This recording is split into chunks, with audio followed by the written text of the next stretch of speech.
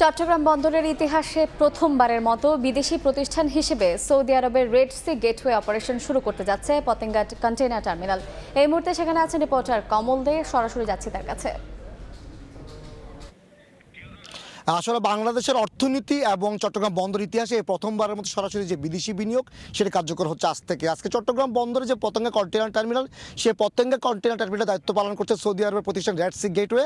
Red Sea Gateway হচ্ছে প্রথম বিনিয়োগকারী চট্টগ্রাম বন্দরে, এবং তারাই আজকে যে পতেঙ্গা কন্টেইনার টার্মিনালের দায়িত্ব নিয়েছে, সেই পতেঙ্গা কন্টেইনার টার্মিনালে তারা আজকে আনুষ্ঠানিকভাবে তারা জাহাজ বেরাবে এবং এর মধ্য দিয়ে অপারেশনে যাচ্ছে বহুল আলোচিত বহুল কাঙ্ক্ষিত সেই পতেঙ্গা কন্টেইনার টার্মিনাল।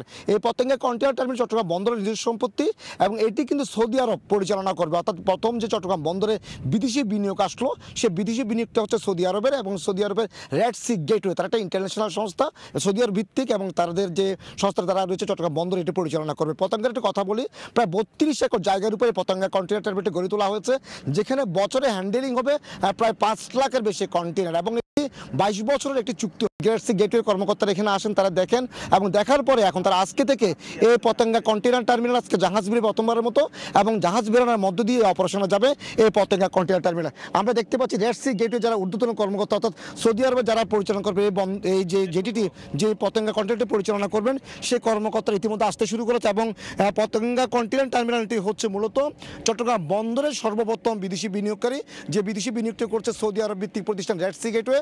তারা 22 বছর এই পতেঙ্গা কন্টেইনার টার্মিনালটি পরিচালনা করবে, তার বিনিময়ে তারা কিন্তু চট্টগ্রাম বন্দর এবং সরকার একটা বড় ধরনের রাজস্ব দেবে।